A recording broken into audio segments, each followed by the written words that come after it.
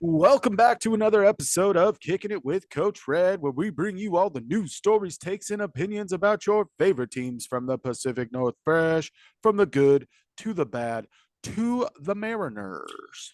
Sweet, sweet Mariners, baby. Pitchers and catchers have arrived. Yes, they have. Well, it's a little too early to talk about said Mariners. We kind of broke them down last week. Nothing earth shattering has happened. And although we do have a more complete staff and a first presser for the Seahawks, uh, guess what? It's draft week here on Kicking It with Coach Red. First mock draft came out on Monday, and now we're going to talk about some draft prospects for the University of Washington Huskies. Go Dogs. Go dogs, bow down. That's Cheers. right. Purple rain. But before we get into the draft prospects, why don't I tell you a little bit about us? If you're looking for a guy that, shoot, damn near bleeds purple and gold, I could probably tell you more about incoming or recruiting classes than most alumni could. And I'm going to tell you probably more than you would ever want to know about some of these guys. But before you hear all that, it's me, your boy, Coach Red. You can find me on X at the real Coach Red, on Instagram at the real underscore Coach Red, TikTok at the real Coach Red. Also, find the show over on YouTube. Search Kicking It with Coach Red. Like, subscribe, hit the bell notifications, leave a comment or two, smash that subscribe button. Kane, I'll try not to flub up your intro like I I did mine. appreciate it. If you're looking for a guy that I've said it in the past, is all about the razzle and dazzle. So no in-depth stuff on offensive linemen from this guy. Nope. But Nope. he is going to bring the thunder wherever he sees applicable. That's If you're right. looking for a guy like that, you're looking for a guy like Kane. Yeah, I'm Kane. You can find me on Twitter at Kane2406, on YouTube at Kane06, TikTok, Kane0624. Also follow the show's socials over on Twitter and Instagram at Coach Red Pod. Follow us. Do it, freaking do it. So funny thing happened. I gave you a list of 10 guys who I think have a very good shot at getting drafted. And then I had wrote down a couple of guys that I thought could be UDFAs. I didn't check the Husky list on guys that were invited to the combine, but guess what? It was all 13 of the guys that I wrote down just off the top of my head. So we're going to talk about 10 guys that we think will be drafted. We'll touch on some guys that could potentially get drafted, but look a little bit more like UDFAs. And we'll kind of go from the most high profile guys to the least high profile guys, give you a little bit of a breakdown, what round we think they're going to go in, and some good team fits, realistic ones, especially when we're talking about the first round guys. So let's jump right in. We're going to start off with Roma Dunze. Roma Dunze clocks in at 6'3", 215 pounds. He was first team Pac 12 recipient in 2023 and 2022. He was a Blitnikoff Award finalist in 2023. He clocked in 2022 with 1,145 yards, 7 TDs, and this last year, 1,640 yards and 13 TDs. It's an absolute stud, let me tell you. Can't hear you. Gotta get a little closer. I said the dude's an absolute stud. Yeah. What I've got some my pros list for him. He's got great body control. He's good at going up, making contested catches. I said he excels one on one. That's one of the areas that he has an advantage with the 6'3" frame and the 215 pounds. He's got some muscle to go one on one. He can hurt you downfield or on short passes. He was heavily involved in screens, and I put that he is a run after the catch monster, a rack or yak monster, if you will. Okay. I gave him a little comparison to an NFL guy. He gives me a lot of Devonta Adams feels, but a more explosive guy. And as you said, the body control, his catch radius is one of the most insane things that I have ever seen. I could see him closing up on his right and Penix throw the ball behind him, and that dude just flips around, snatches the ball, and off he goes to the races. So, like I said, the post off line, catch radius, the dude back to back 1,000 yard, seasons. That's pretty good to do in college. And I think that translates well to the NFL level. He's got the size, he's got the strength, he has the Speed. power and speed to get past these guys. And as you said, like give him a little Debo Samuels, little Brandon Ayuk action. This is how they're going to use it. So, See, I've got a first round grade on Rome Dunes. I think everyone does. I have okay. him not getting out of the top 10, but I do have some weaknesses that I would like to highlight as a guy that's going to be drafted in the top 10. He's likely going to be a number one or number two wide receiver. One of the areas that he didn't do so great in was when he was getting double covered. When you had Jalen McMillan out and it was him and Polk, there were times that people threw an extra defender on a Dunze, and he struggled a little bit. Even though he did make some catches, there were some that fell that I thought were catchable. The other thing too is, yes, he's good at running through the muck, but when he gets knocked, his contact balance is not the best in the world. I think that if he adds on a little bit more muscle, that will help quite a bit Mm-hmm. because he is dynamic. Yes, he has made big plays, but you've seen more often than not when he gets knocked, he is going to the ground. He will be tough when he's wrapped up and pushing forward, but if he gets bumped, especially when he's trying to break away, that's that contact balance that I think could Mm-hmm. improve a little bit. And I do think with any receiver, really, and you've seen the downsides of not bulking up, right? It's injury after injury after injury, and John Ross comes to mind. He's a guy who was super high at Washington, got taken at what 11 by the I Bengals. think earlier than 11. I think he was 9. Yeah, it's close. But dude didn't bulk up and spent the majority, all of his career injured. Oh, And he was it's also just, injured a little bit at UW too. well, right. But I think Rome Dunze is going to transition well. I think he's going to bulk up, and I think he's going to be a menace, to the league. So, Kane, do you have any team fits that you think Dunze would fit particularly well on? so if you go in team fits right now, let's look in the top 10. He's not going out. He's probably not going top 5 because you kind of know who they're taking at this point, or at least the mixture in there, right? So what 6 is? Yeah, I've just got here. I'll help you out because I've got the teams that I think that you would say too. well, I've the got the Giants. Jets I got the and the Giants Giants. as a team because uh, I think he would slot in as their number one wide receiver right off the jump. The Titans are another good fit for me. I think that he gives them what they had in AJ Brown before they Right. traded him away, and I think an amazing fit would be the Bears. Okay. Yeah. Opposite of DJ Moore, I think that would probably be his ideal landing spot, but he could be scooped up before the Bears pick at 9. Yeah. Because I also have him as a top 10 pick. I don't see him slipping past that. Because what 11 is the Jets, I believe. If he were to fall outside, I think the Jets would be also a really good destination because you're getting Aaron Rodgers, right? You're getting a ball thrown almost damn near perfect. And I don't like Aaron Rodgers, but he's one hell of a quarterback. He won back-to-back MVPs for a reason. I just think he would take Roma Dudze to the next level, like he did with Devonta Adams. It Yep. would be that kind of fit. So that's All what right. I got. Next guy we are going to be breaking down is Troy Fantanu. Uh, he clocks in at 6'4", 320 pounds, profiles as a guard slash tackle, usually a little bit heavier on the guard just due to his overall size right now.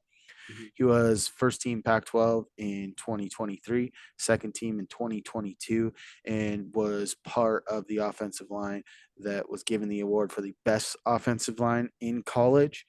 Um, let's just hop right into the pros for him. He's super athletic for an offensive lineman. He profiles at that guard position. God, this guy pulling would just be amazing. He's physical in the run. He usually goes through the whistle, not to the whistle, and he likes to finish blocks. And he's an outstanding pass blocker. It'll be interesting to see how that translates to guard in the NFL because I think that's where he will play and could potentially bump out to tackle if injuries forced him out there. Because in 1,924 snaps that he took in college, granted, some of these are run snaps, he gave up 3 sacks in almost 2,000 snaps in college. Yep. That is That's bananas. And he was playing a majority of that at left tackle. yes. He started 2 games at guard. From his starting career, he started 28 at tackle and Yeah. 2 at guard. Yeah, because Trey Adams was able to come back, was looked at a couple years before he got injured as a potential first round pick, ended up after he left being a UDFA, but he came back, was left tackle, and they saw the potential in Troy Fantanu and actually moved Adams inside the guard, which I thought was wild. And then Fantanu did nothing but impress at the left tackle at the college level.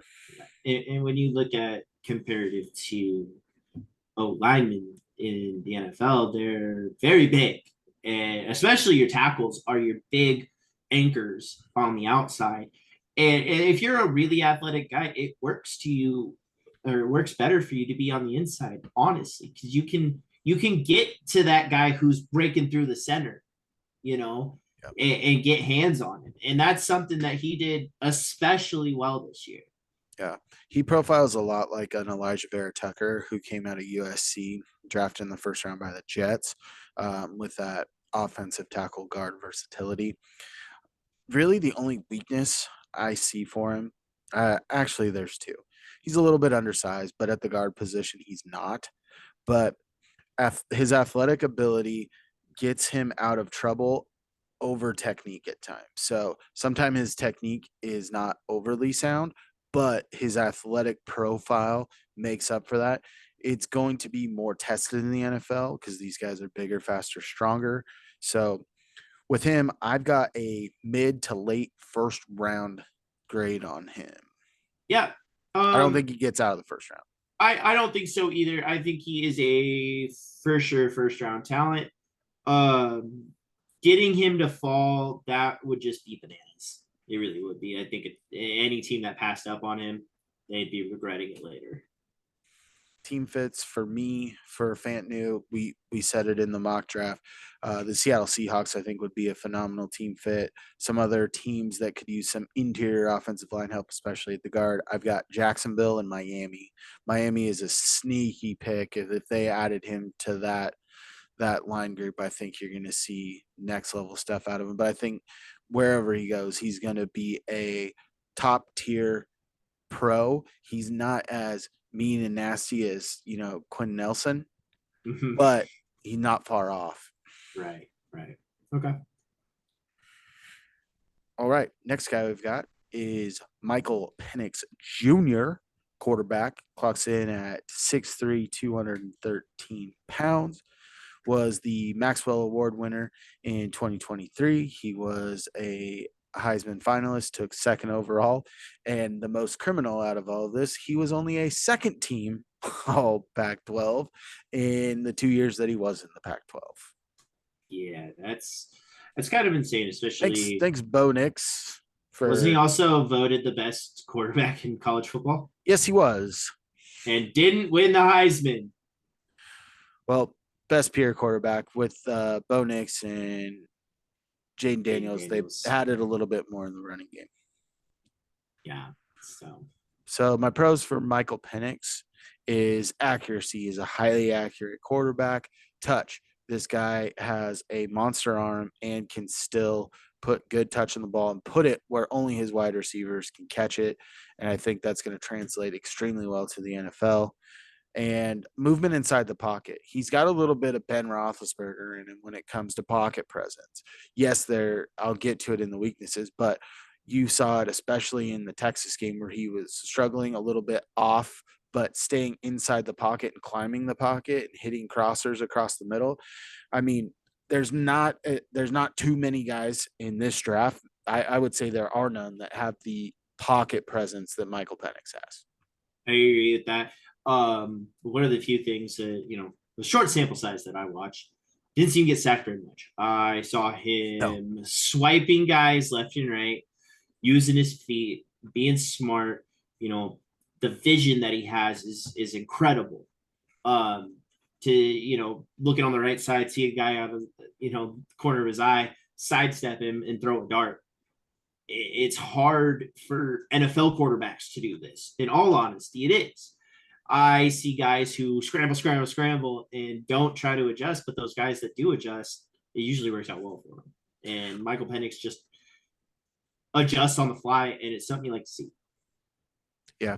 One thing that I forgot to mention that you just sparked in my mind, he can make throws at all three levels: Mm-hmm. short, intermediate, and deep. Highly proficient. Some weaknesses that I have for him is his injury history. It's been well documented that his time in Indiana wasn't great, and all 4 seasons that he was there ended Season. prematurely due to injury. But didn't have that necessarily at UW. Yeah, he was banged up, but he played through it. The last one I had, or running capability. He's not the most mobile guy. Yes, he can get yardage with his feet, but that is not his game. And you're seeing that more and more making its way into the NFL game, having that mobile quarterback. And then the last thing that I have is his consistency versus constant pressure. So there have been a handful of games during his tenure at the University of Washington where he was not able to get set early enough in a game, and the pressure was there. The sacks might not have always been there, but the pressure can sometimes affect him, especially if he isn't in the rhythm of the game. This year it was Arizona State and the national title game against Michigan. So, but great at moving around the pocket. But if he starts to get a little bit of happy feet, that's where you kind of see Michael Penix take a step back. Right. And what I wrote down here, I said, great arm, very accurate. I said, if you can keep a clean pocket, there isn't anything he can't do. It's just like you said, when he doesn't get set, it changes everything. And you saw it kind of in the national championship. He was not all there, it seemed like. And it's just if you can keep that pocket clean, get him in the right mindset, he's going to be great. But any deterrent, it just throws the whole day off. Yeah, I've got some team fits for him, but my draft grade on is mid first to an early second at the latest. The injury concerns could potentially drive it down, and the lackluster performance in the national title game could move it Mm-hmm. down a little bit. But 3 teams that I've got it as early as the Broncos. I think that this is a guy that is very comparable to a Drew Brees to pair with Sean Payton. I think that could be a phenomenal match. I also have the Seahawks. I know that Gino just re-upped, but they've committed to the 12.7 mil, but feasibly they could still trade him and they would not be on the hook for that money. So picking it up was inevitable. And then I also have the Steelers. That's who we mocked him to in the mock draft. But if he slips past that, there's not a lot of guys. Someone could trade up into the end of the first. But then you look at some of the teams where, let's say, the Patriots don't go quarterback in the first round, they could be looking at Michael Penix in the second. Okay, I can get with that. I had him graded as a late first to mid second round. So, About on par. All right, the next guy we're going to talk about is Braylon Trice, edge defender for Washington. 6'4", 275 pounds. He was first team Pac 12 in 2022 and 2023, led college football in pressures both of those years, and was a third team All American this year in 2023. Pros, high motor guy. This is a guy that he doesn't turn it off. He's very aggressive at the point of contact and wins a lot with his strengths, and I would say he has advanced power moves in the pass rush game. He has great instincts. This is a guy that has one of a lot of the pressures that he got was because he was getting to the quarterback so quickly that they're throwing the ball away to not take a sack. And he's constantly playing in the backfield and disrupting things. That's seen by all the pressures that were generated by him over the course of the last 2 years. Right. Basically everything that you said, I said. um, this just said that really came on strong, like more so this year than it seemed last year. Pressured the quarterback a very, very good amount. Um, and then I said, we'll see how well it, transitions to the NFL because as we're going to get to his weak points, there's quite a bit of things that kind of threw up some flags for me when I was looking at it earlier. Like his angles aren't the best. And, outside of his, what is it, the power arm that he does? Power move, yeah. Yeah. Like that's kind of all he's got. Power move, bull rush. That's kind of all he's got. So we'll see if he can transition into an all around rusher, which is kind of what some NFL defenses that will get him could turn him into. But just as his weaknesses go, it's tough because when you think about a lineman, you want somebody who's explosive, like we were talking about, right? But in all the right ways.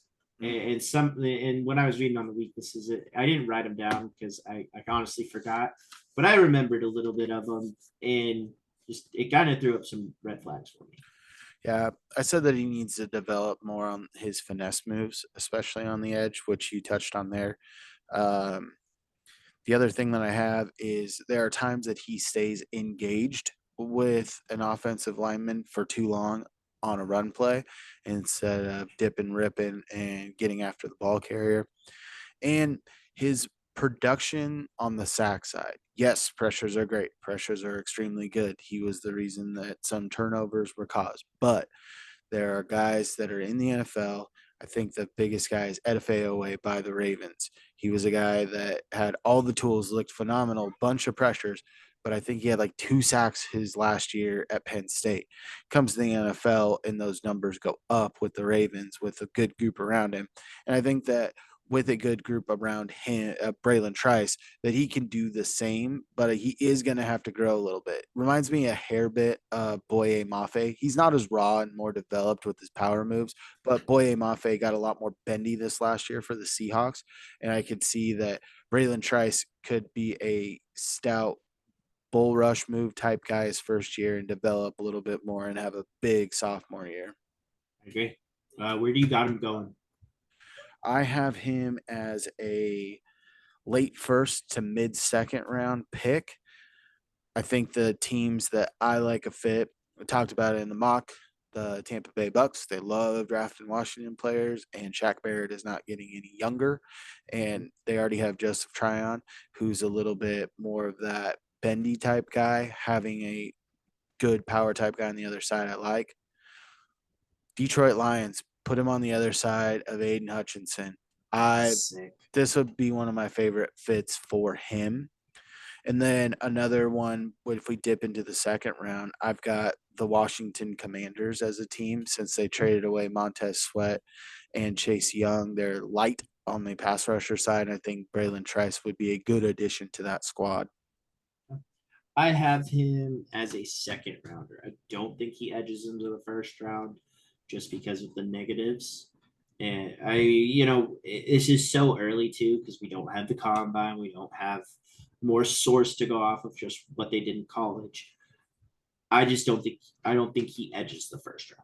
Not I think he's gonna be a pure second round guy who is gonna eventually be like looked at as damn, he should have been redrafted into the first round. I can get behind that. All right, next guy we've got Jalen Polk, wide receiver, 6'2", 204 pounds. Last year clocked in with 1,159 yards and 9 TDs. Some pros that I've got for Jalen Polk. He is a big play wide receiver. He is lightning in a bottle. He is a big play machine. Phenomenal hands. He has made some catches this past year that Odell Beckham was making in his rookie year. Some of these guys, these one-handed catches, catching through two guys, very good at the contested catch, Mhm. which was the next thing I said. Excels at the contested catch. So he's a guy with big playability. He's got great speed as well. And I think that he was a pleasant surprise, especially when Jalen McMillan went down and to see his emergence.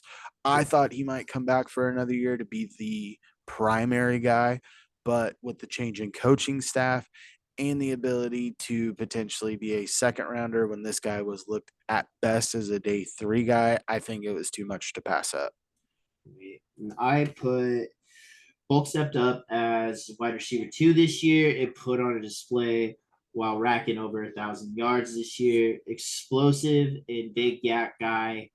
Uh, yeah, and it was great. Like, you love to see a guy come in, especially after McMillan's year, the year prior, you know, see his role increase. And like you said, he was making all those catches. What was it in the national championship where he caught the tip pass right before half? No, it was Or was against that Matt? Texas. Oh, okay. Yeah. I mean, the dude just got excellent vision when it comes to the ball. His eyes are glued on it. And that's one thing I love to see. It's, you look at our wide receivers and how much I like those guys. He surprised me, honestly.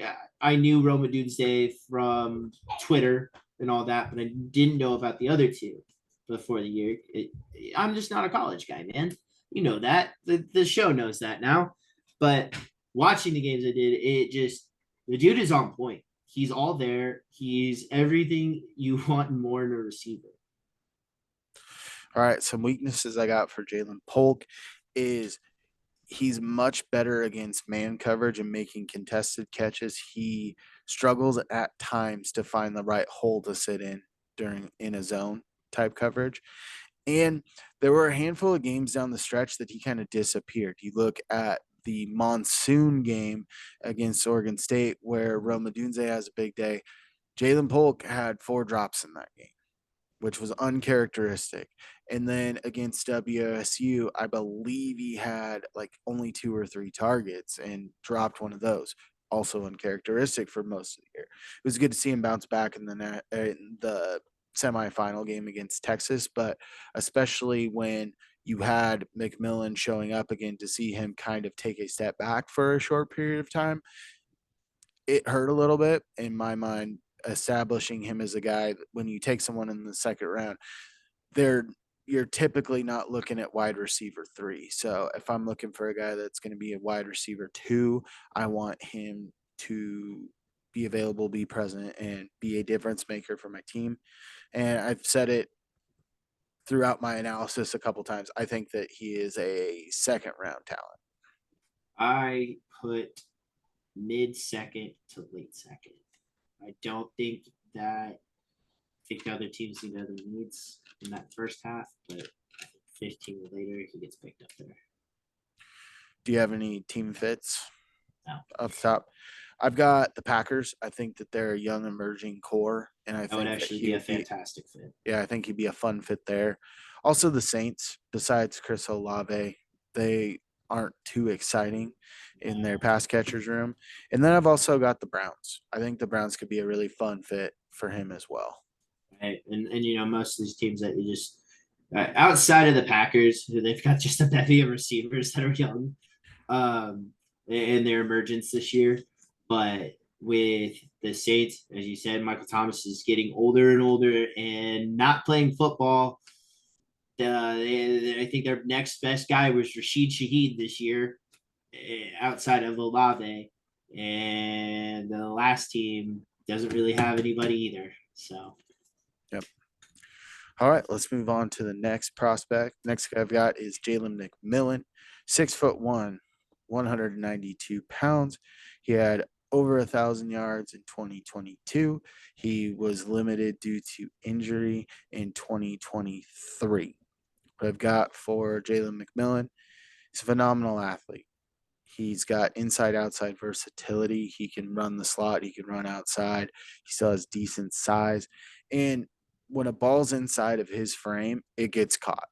That he is phenomenal at catching a ball inside the frame. And I think that he's going to make a lot of whoever is his quarterback in the NFL, he's going to be a safety blanket for And I have a comparison for this one. Tyler Lockett is my comparison for Jalen McMillan. Uh, I have that. Hold on, my handwriting is terrible. And I had a him. Can't toddler. read your own handwriting. Well, I had a toddler crawling over me.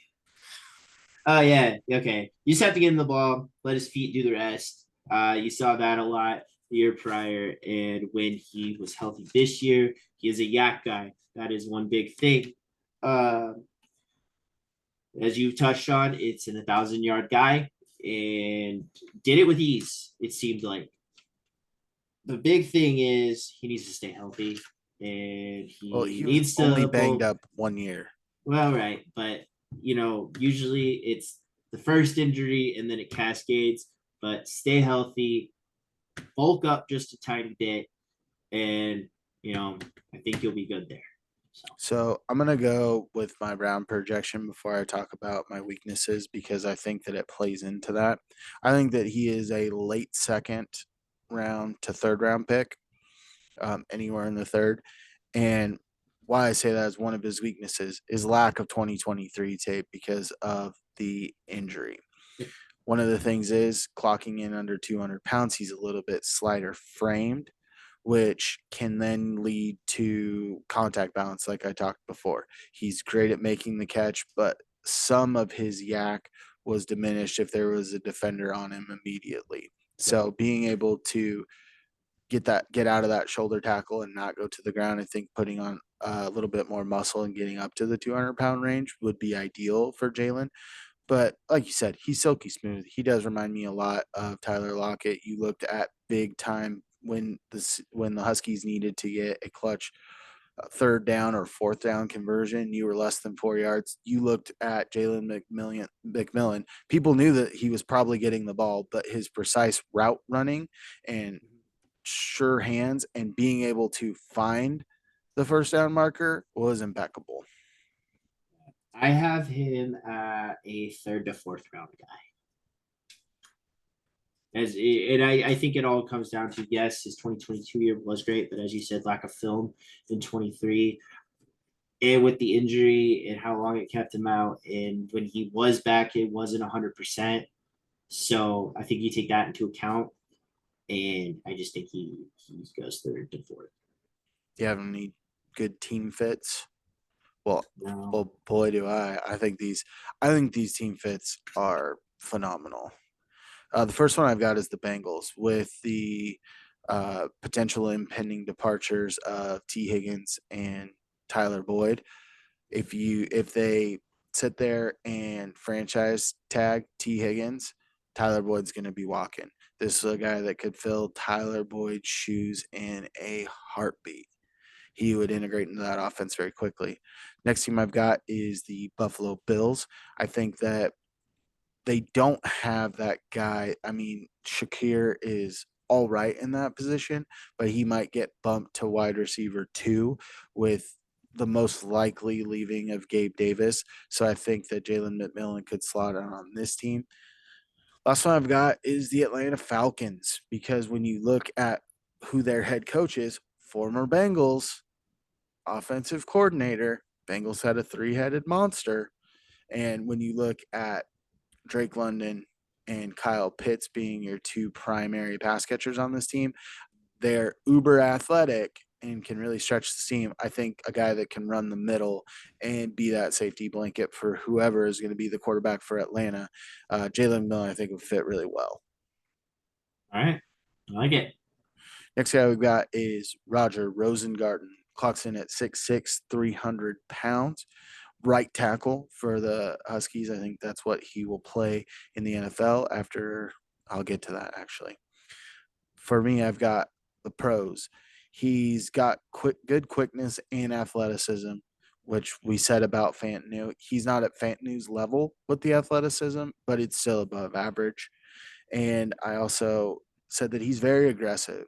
He's another guy that goes through the whistle, not to the whistle. And when he gets locked on a defender in the run game, he really works well and does well at getting to the second level. The con, which I kind of alluded to, his size. He's going to need to add some weight and strength to be a tackle in the NFL. Mhm. And sometimes he has inconsistent pad level. And like I said with Fantanu, some of his athleticism has helped with that. And sometimes he gets too aggressive on an outside rush where he takes a hard step and a cut in and opens some lanes to get after Penix that made him release the ball a little sooner than he wanted to. I think that if he's a guy for me that's going to be a little bit more of a developmental guy, he's going to come in as a backup tackle. And I think that after a year of putting on weight and being in a system, I think will help him immensely. Okay, I get behind that. Round range I have for him is fourth through the sixth round. That's fair. That's fair. And some team fits. Got the Raiders. The Raiders have a glaring need at right tackle. And I think that this is a guy that if they sign a veteran on a short-term deal, this is a guy that they could develop into becoming that starting right tackle. The Jets have had not good tackle play, and I think that the more bodies, the better. And also threw in the Panthers. They had pretty shaky line play, even though they have Ike Kwanu on the left side. He hasn't lived up to the billing of when he was drafted, and I think that this offense for the Panthers does need quite a bit of help across the board. So I think that bringing a guy in with the he started for 2 years. He did not allow a sack in I the was two gonna years say. that he started.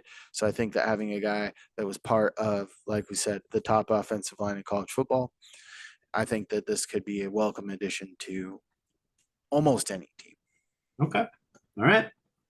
On to the next guy. Next guy, we've got Dylan Johnson, running back. He comes in at 6 foot, even 218 pounds. And last year for the Huskies, his only year, 1,113 yards with 14 TDs. Kane, Okay. I know that you said you love Dylan Johnson, so I'll let you Did start it off did by talking about your pros. it did write a bunch about this guy. I said he was a workhorse, and you saw Grub really put the load on this year when he needed to. The big game that comes to mind is the USC game where he ran for a career day. Uh, 254 yards. I checked it when I was doing my draft prep. yeah, but he had that big day against USC. Put the ball in his hand. It's more. He's going to give you 110%. You saw that through the year. He played injured. Yeah, he still put his foot to the ground and bowled over people and made some big plays. And that's really tough to do, especially in a league where it's not friendly to be a running back. He a shortened career already. And as we said prior to this, is go get your money, man. You go get your money while you can. Because you never know how long it's going to give to you. So that's my biggest concern is him staying healthy. That's my biggest concern. But other than that, the dude put on a clinic this year, and I could be any team's going to be lucky to have him as their like 1-2 punch guy. Yeah, for my pros, I got, like you said, he's a tough runner. Said he tries to inflict pain on Cool. defenders, You know and who you that love reminds to me see of? it. Marshawn Lynch. Yeah. He's a good pass catcher. It wasn't as much on display at the University of Washington as it was at Mississippi State. And I said that he's tough as nails. And this is a guy that I think will kill the interview process. Whoever's interviewing him at the combine doesn't need to say, "Do you love playing football?" Watching him playing in the national title game, best case, at the start of the game he was at 60 to 70%, and after the first series was playing at 50% or below. But he was out there doing anything he could to help the Huskies win a national title. A couple of things I've got on the weakness side, I think he can improve his vision. There are times where he tries to hit a hole too soon, and tries to inflict pain, which I love. But Mhm. if he holds out for a little bit longer, makes an additional cut, some of those 5 yard gains that he had for the Huskies could have been 15 to 20 yard gains. Yeah. The other thing is he wasn't asked to do it a ton, did it a little bit in the national title game because he couldn't run effectively. His pass protection isn't the greatest. He did a good job in the national title game of throwing his body at guys. But when you look at a lot of guys in the college football game, when you are the bell cow back, you're not asked, your pass protection value is not there. And especially with Dylan Johnson, I think that we can agree that he's probably not going to come out and be the number one guy. So if you are the number two guy or number three guy on the NFL roster, you have a lot of value if your pass protection is a high level. Where do you have him go? I'm going fourth to the sixth round. Okay. I have fourth to the fifth round. Any teams that stick out to you? No.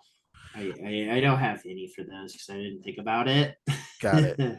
I've got Sorry. the Green Bay Packers. You have AJ Dillon as a pending free agent, and he got better as a pass catcher as he's went along. With Gives me with AJ Dillon with vibes. Aaron Jones, I think this could be a good pair because I think he is a similar type player to Aaron Jones. Aaron Jones definitely is a better pass catcher as we sit right now, Mhm. but I think that could be a fun tandem. I also have the Ravens. The Ravens are not shy about coming and getting running backs because they chew through them. J.K. Oh yeah. Dobbins hasn't been the guy. He's never been able to stay healthy. I think that Dylan Johnson is worth a late flyer for them. Right. Then I've also got the Rams. The Rams have Kyron Williams. There's not a lot of depth at the running back room I don't there. think. I think that he could be a good fit on this team as a guy that could work his way into a 50-50 timeshare on that team. Right. Especially they have Kyron Williams and nobody else because they traded Cam Akers away.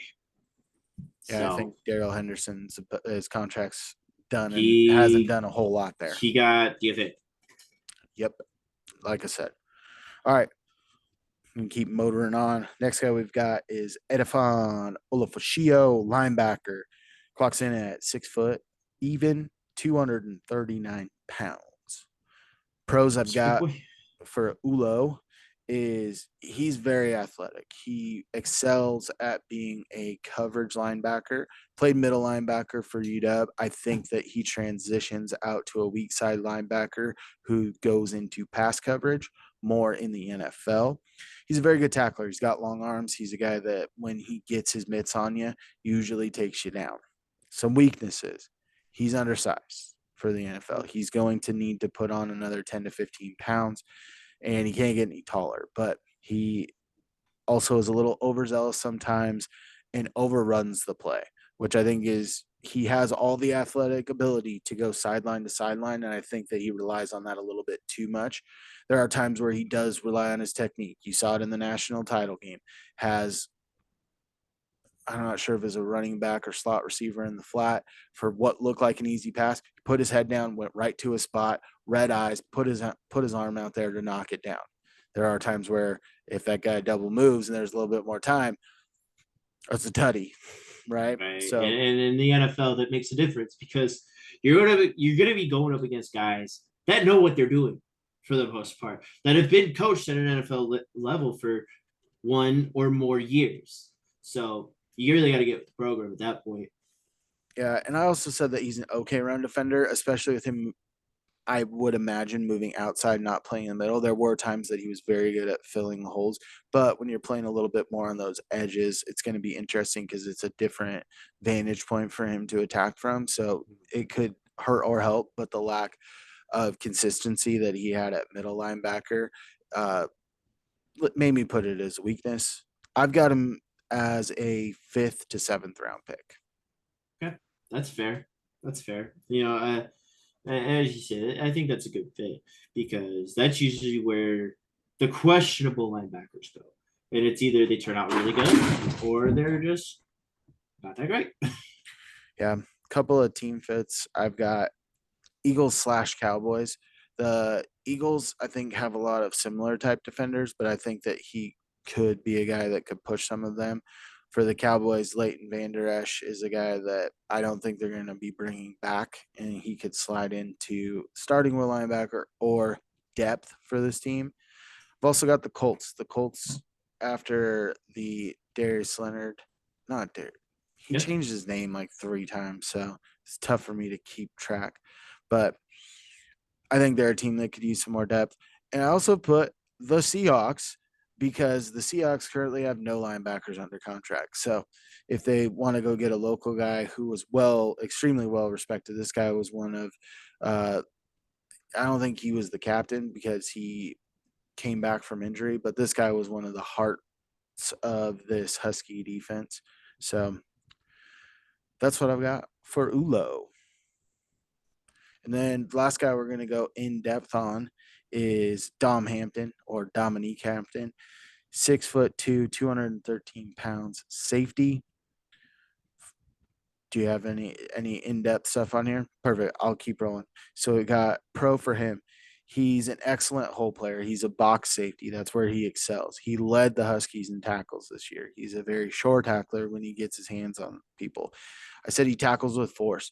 This guy comes downhill and makes plays. And like I said about Dylan Johnson, he tries to inflict pain on the Just what offensive you love to player. see out of your safeties. Yeah, and he's got great size. Clocking in at 6'2", 213. You would expect him to put on a little bit more weight. Probably 218 will be his playing weight in the NFL. This is a big physical guy who I think could really intrigue some people and should be a excellent special teamer early in his career. Some cons. He's not the best deep ball defender. So if you're playing him, I think he's a little bit boxed into nickel corner or when you run an extra safety set, when you're running, big nickel with an extra safety. And I think that he doesn't have versatility to play strong because of that. And he's more limited in what he can give you in terms of that versatility. Like when you look at a player, say like Spoon or Julian Love, to put it to some of those guys. Spoon can play inside, he can play outside, he can trail, he can blitz. And then you look at Julian Love, who can play very well over the top. He could have filled in at free safety for you if you needed him to, but played primarily strong with the injury to Jamal Adams. So he has that little bit of versatility. So that's why I have Dom Hampton as a 6th or 7th round pick. I think someone will take a flyer on him because of his tackling ability and his Mhm. ability to lay the hat from the safety position. Okay. All right. A couple of teams that I saw that had needs at the safety position, I think that he could fill in at. The New England Patriots, Kyle Duggar, is going to be a free agent this year. I think that this is a guy that they could bring in and develop into a starter in a year or two. I also have the Bucks as well. I think they're losing their strong safety. Winfield. Yep. Yep. It's one Winfield. And then I also have the Giants. I think that the Giants are a very tough nosed team under Brian Dable. And I think that he would lay some hat and really get Giants players and fans very excited. Mm-hmm. All Mm-hmm. right. There were 3 other guys that got invites to the combine, but I'm not sure if they're going to be drafted. For me, they're a little bit more on the UDFA side. First guy I want to talk about is Zion Tupola Fetui, or ZTF as he is known.